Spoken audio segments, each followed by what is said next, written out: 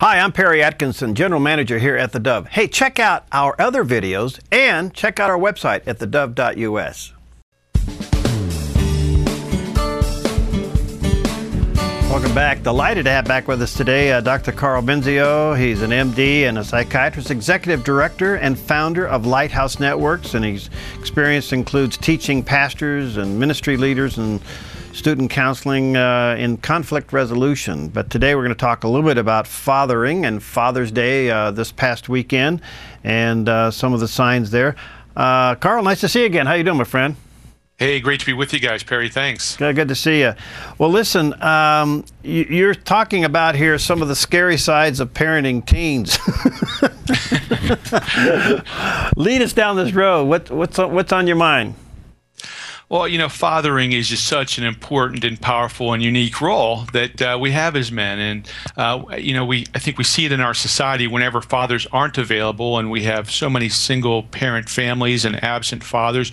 And we see the destruction that occurs when a child doesn't have that special empowerment, that validation from that authority and the leader of the house. You know, mother always going to give love.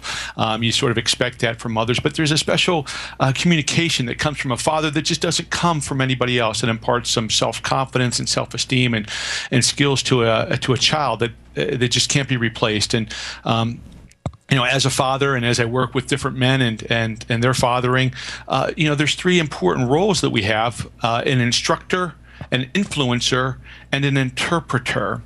And so, you know, those are key roles that we have in a child's life. And a couple different things that a person can do is, you know, we often, as fathers and as parents in general, look at obedience to be a primary calling for our kids, and we're pushing obedience and following, whether it's homework, whether it's chores, whether it's their speech and, you know, how they address their parents. But so much more important than obedience is relationship. And, you know, and God, you know, if you look at God, you know, sure, he'd like to have relationship with us and our obedience, but if he had to choose one or the other, he would choose having relationship with us over obedience. And as we look at the Pharisees were obedient, but really weren't engaged in relationship. And as parents, I think sometimes because we want to instruct them well, we want them to learn what it takes to be a good, you know, honorable citizen, adult, you know, godly decision maker, we sort of err on the side of always pushing the obedience and the to-dos. And sometimes we forget about the importance of relationship and just sitting down and spending lots of quality of time and quantity of time with our children so that they really engage relationally. And then with that relationship, we have a much bigger bridge to communicate all those powerful things we want to communicate with them. Karl, we had a interesting article in our local paper over the weekend that deals with the need for more counselors in school because kids are feeling the pressure, and it's a variety of things. A lot of it comes from blended families, a difficult home life, not to mention peer pressure. Is it tougher being a kid today, you think, than it was, say, 10 years ago? Well, you know, I think for me growing up, I think it's probably tougher now for my kids than it was for me growing up. You know, I think that kids are bombarded with so many different stimuli and situations, and they're indoctrinated with, you know, Hannah Montana and, you know, all those TV shows that give them the idea that they can be anything and everything is at their fingertips. And in reality, sure, you know, anybody can be president, but that's probably not the probability that you're going to have those. But I think kids, because of, you know, wanting to get ahead, you know, seeing all these different opportunities that these young stars have, and thinking, oh, that's what I want to do, that's what I need to do. I have to study, I have to, you know, take 3 instruments, I have to play on every team, I have to join up for every club. So just in general, I think the expectations of them are higher. But as we look at it, it seems like kids today are taking a lot longer to grow up. So whenever they get their first, you know, they get their license, to get their first job, you know, going to school, how fast it takes them to get through school, getting married, getting kids, actually moving out of the house. So many kids are coming back after college and waiting a while to move out of the house. So even though it's taking longer for them to actually grow up, we're asking them to make a lot more mature decisions at an earlier age. So whether it's sex, whether it's drugs, because of the single-parent homes having to sort of take a more leadership role in the house, and for boys to be maybe that sort of, father kind of role in the house, we're asking them to take on those decisions at 11, 12, 13, whereas I didn't really have to make that many decisions about sex or drugs till I was more into high school. Whereas now we see kids in late elementary school and in middle school faced and confronted with heroin, in their middle school. Whereas, that really wasn't in my middle school growing up. We last week or so, we had a very traumatic scene here in Oregon with another school shooting, unfortunately, and both parents are just totally shocked. What's going on here? What's your interpretation of this? I mean, I realize that sometimes it's copycat, but what is it in a kid to think that they have to kill to be seen or something like? I don't know. I don't understand the psychic of it.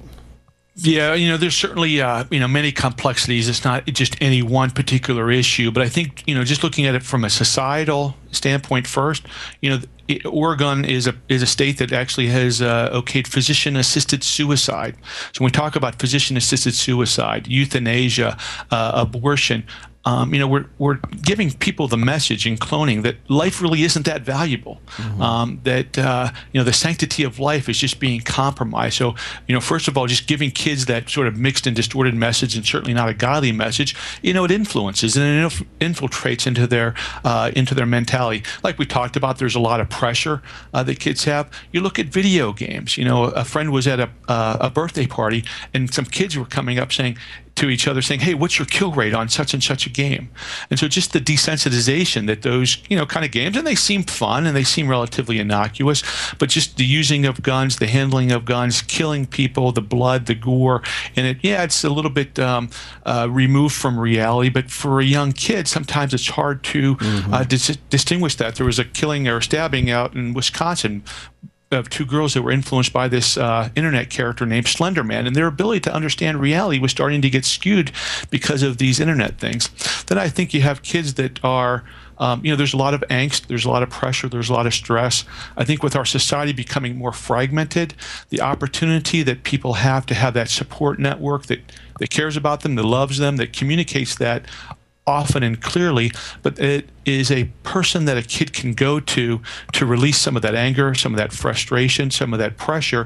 It isn't there. So we have kids that sort of keep a lot of stuff inside, and most people don't have much room to keep stuff inside, so they're going to blow at some point. Now, whether they blow in a temper tantrum or whether they blow in, an extreme situation like this, certainly the norm isn't an extreme situation, but we see people that get bullied and they bully, or they have stress and they lash out in a, whether it's a crying episode, or they're cutting themselves, as a girl or as a boy, getting into fights, or have these extreme physical events. I think that's that volcano blowing from just trying to keep too much of that pressure cooped up inside. Is bullying is epidemic as some claimed it to be? Oh, I think it certainly is. I mean, I was in a situation a couple years ago where, a police officer was coming to give a talk in class about drugs and alcohol and the DARE program that they use in this area of the country. I don't know if it's used out there, but there was a kid that was sort of fidgeting in class, and, the police, and this was like a 5th or 6th grade class, and the police officer said, hey, what's the matter? You didn't take your medication today? Oh. Now I don't know if that kid was and it was sort of comical, and I think he was trying to make, a connection with the kids, and but yet that's bullying, and so he's coming to give talks about bullying and stress and how to be able to make a good decision, but yet that's the bullying that went on in the class, and so nobody's really going to question this police officer, in this situation, but whether that kid had ADD or not, or whether he was just a little bit misbehaved, or was losing concentration, or just fiddling around, I don't know, but yet that kind of comment.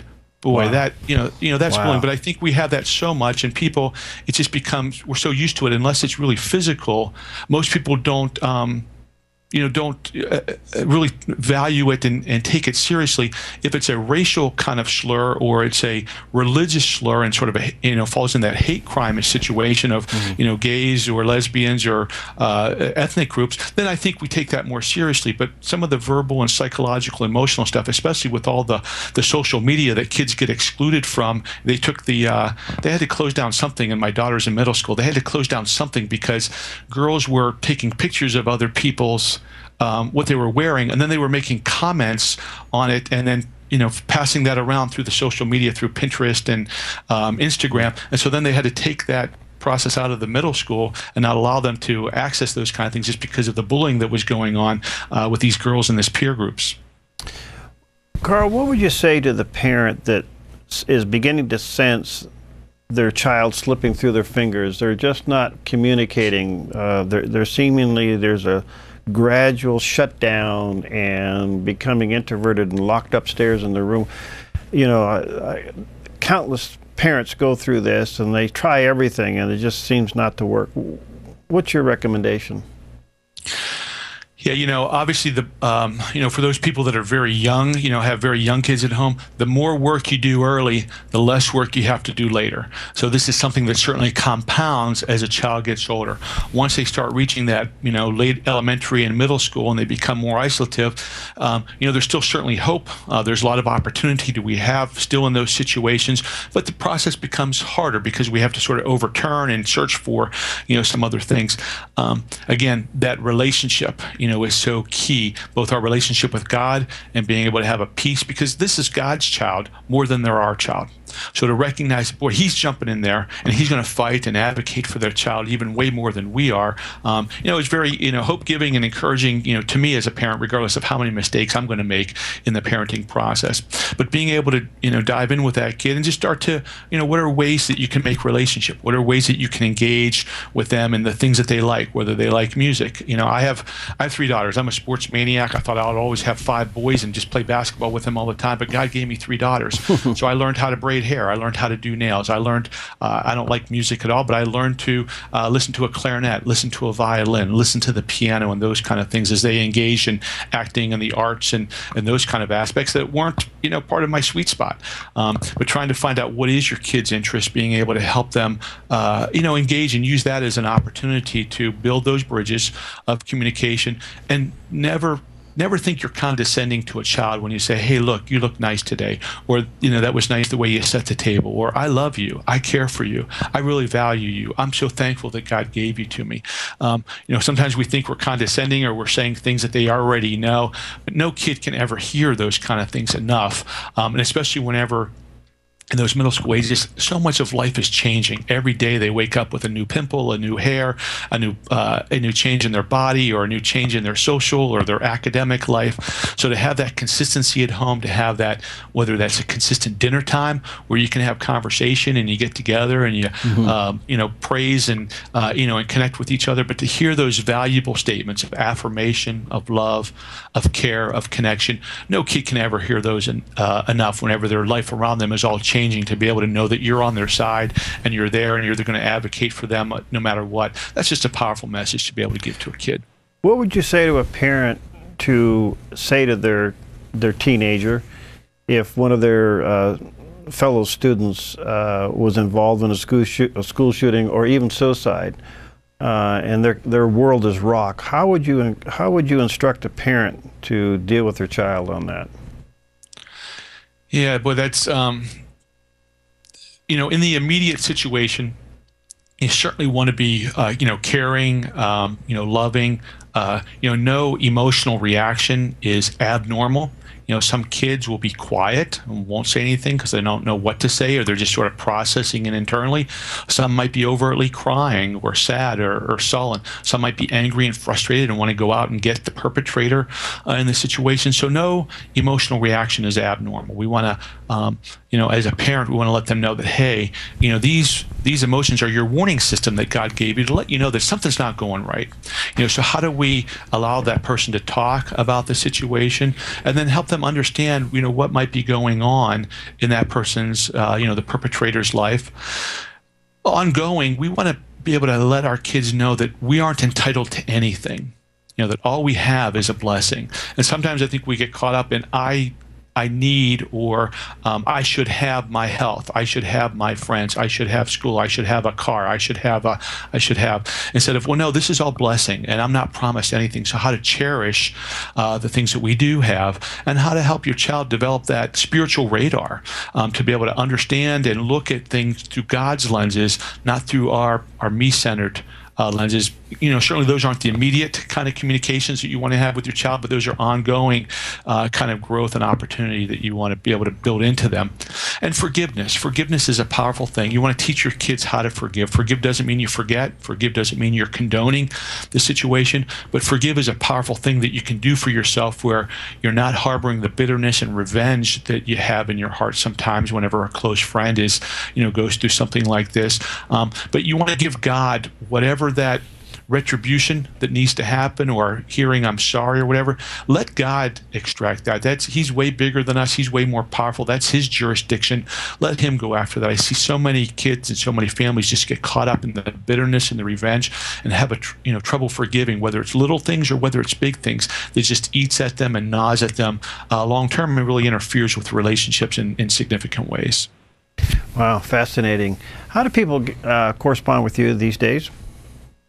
Yeah, lighthousenetwork.org. You can go there. A lot of these parenting tips we have under free resources. So go look at our website.